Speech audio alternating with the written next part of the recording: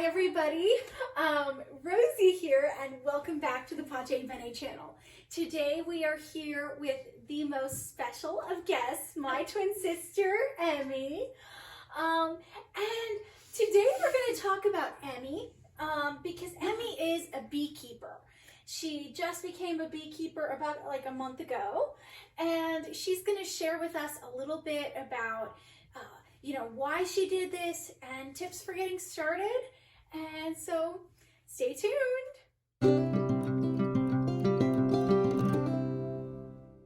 So we're back, and Emmy, the first question that I want to ask you is, when did you start to become interested in beekeeping as, and in bees in general?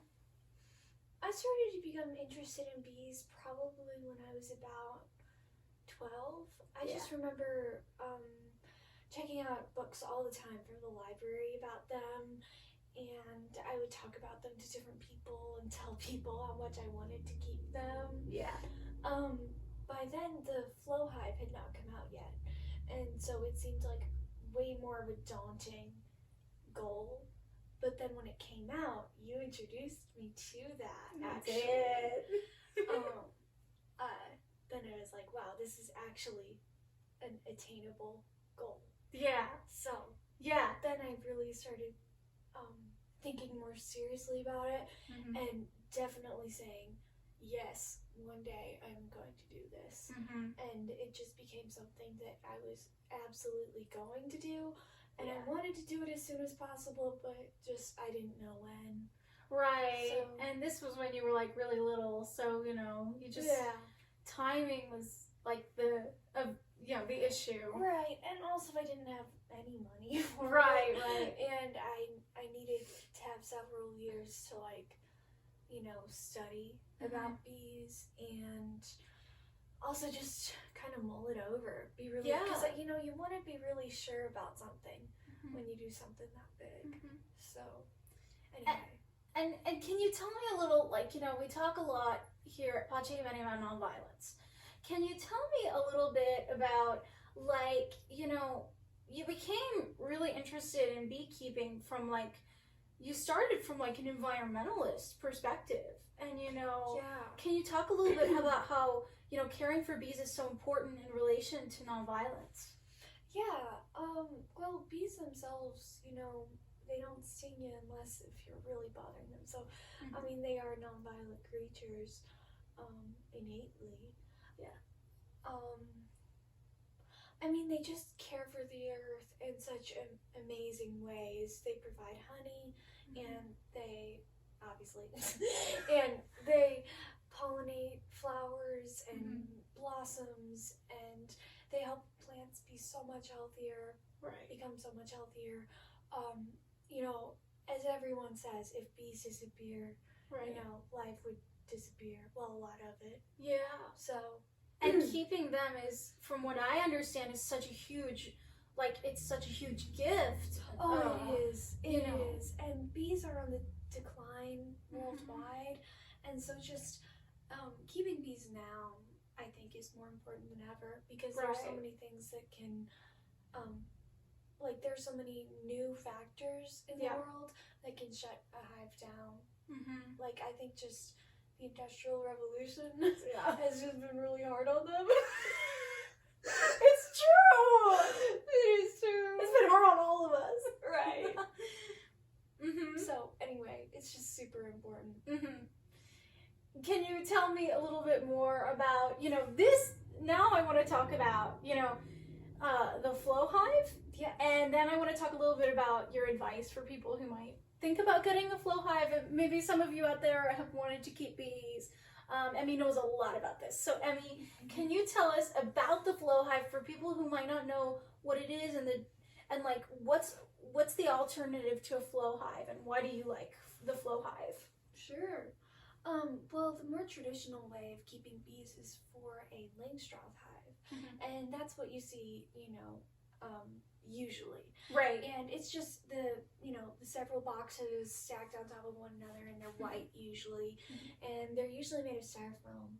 And that way, extracting the honey, if you want to, which most people do, Yeah. it makes it so much harder because you have to scrape the bees off, which, kills so many of them.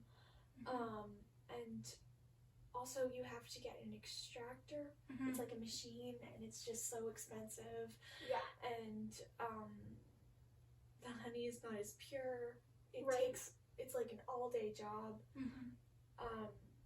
And you really make, from what I understand, you can really, if you don't do it exactly right, you can really make your bees quite angry.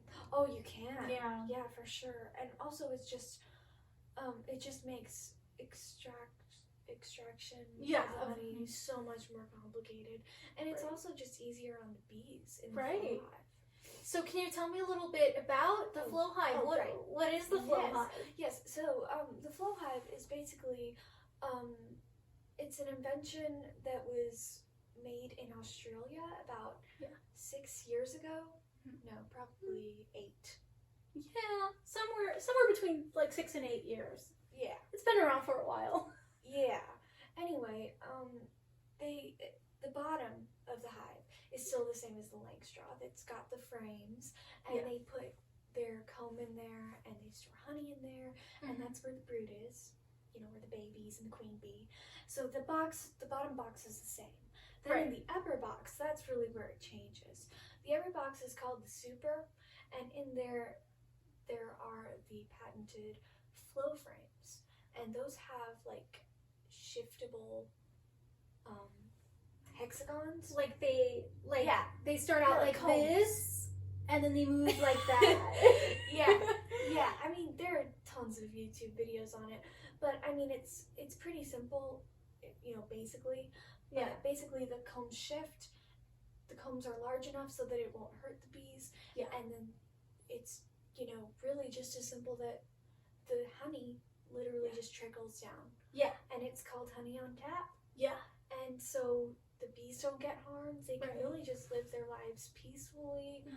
The honey is more pure because it hasn't gone through this incredibly, draining process. Right. And you probably get more of you it. do get more of it because not as much is wasted because it's gone bad or something because it's been, contaminated or whatever. Right.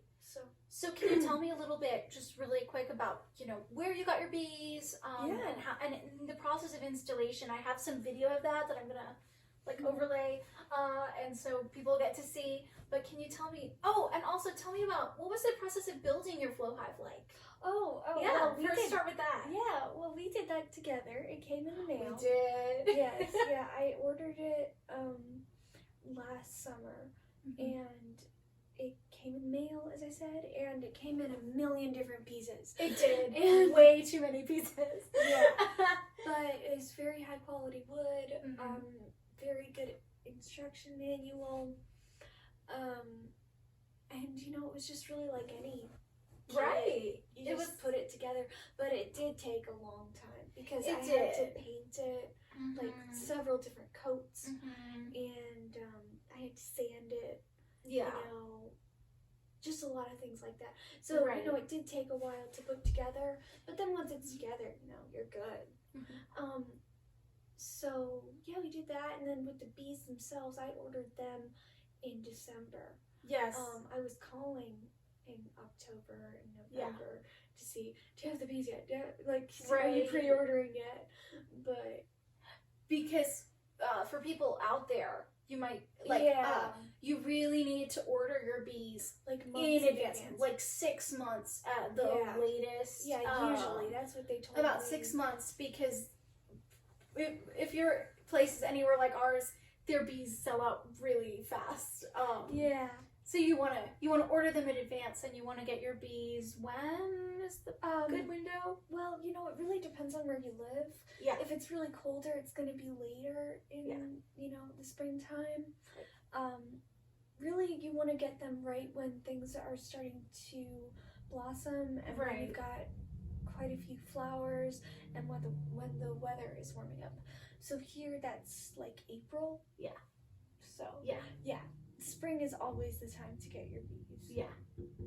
And then you went and got the bees from this huge like supply corporation supplier company. type of thing. Didn't they have like Yeah. multiple warehouses? Oh yeah, they were legit. They were serious. They were. And so you got them, and then I watched you install them with some of our other family. Yeah. She was so good. I call her my bee charmer. She's amazing. And Also, I must admit, Itchy Thread Good really inspired me. yes, Yeah. yes. And so you got your bees, and can you tell me about installing them? You know, I was really scared leading up to it. I was just like, what if I hurt them? What if I don't do them right? What if they swarm and all fly away? I mean, Because that is a possibility. Yeah, Even if you're doing a good job, they can. yeah, I mean, swarm. really, thank God none of that happened. I mean, I think a lot of it was luck too. I really do. You did a good job, Emmy. I watched like so many videos. Yeah. And also, Dad and I talked about it on the whole car ride home. So first is this step, then there's this step. You know, just talking through it. Yeah. It was kind of hard with the whole family looking on. We were like all there, like a whole Yeah. extended family. Yeah. It was like, ooh. So I mean, we made it through, and they went in, and later, you know, not all of them went from their little package to the hive right away. I thought they'd walk in, but they didn't. So Dad helped me later that night. He did. Get them all in. You guys got them all in. And so how are your bees doing now? They're doing great. Mhm. Yeah. I haven't checked on them for a couple of days, but I will again soon. And for anybody out there, you're not supposed to check on them too often, because then It can bother the hive. you can really disturb the hive. It can get The hive, agitated. excuse me, and encourage them more. I think make them more likely to swarm. So you don't want to bother them too much. Right. But are they building a good amount of comb? They are. Yeah, Yeah. it's so exciting. I didn't know it would be going this fast. Yeah, Yeah. yeah. And when do you think you could get honey by? You know, I really don't know. It just depends on how fast they fill the brood box. But I mean, I know we'll have some by late summer. Yeah. But that's And- the latest. I mean, And when do I you don't think we know. could have some by the earliest? Because it looks like the brood box is or not the brood box, but it looks It's like about halfway or 2/3. it's like 2/3 full. So crossing my fingers. I really don't know. Yeah. Maybe June. Yeah, Yeah. yeah, that would be really amazing. Yeah. And so, are you hoping to maybe sell some of your honey? Or? Yeah, I mean, it depends on how much we have that we can't use, but I Yeah. think there'll be quite a bit of excess. And how much does the Flow Hive get when it's full? How when much it's honey can full, you get? it produces 44 pounds of honey. 44 pounds. I think we'll have some excess. And so, what would be some of your like biggest tips for somebody who's thinking of starting this? Just like general encouragement, or You know, I really think just dive right in. Yeah. You know, of course, do all the research into it. Yeah. But then, I mean, I honestly think I waited too long because I was just scared of doing it. Just because I would have been I'm scared. not scared of bees, but I No. was just scared of like mistreating, like being negligent to some Yeah. sort of rule or whatever, like not being well prepared. But you know, once you think you've got a handle on it and you know what you're doing, then you know, just don't Go be for afraid. it. Just go for it. You Mhm. know, that's really my best advice. Yeah. So, to anybody watching out there who might be wanting a Flow Hive or anything, check out the description below. I've got links there, and go for it. And Emmy, thank you so much. I love you.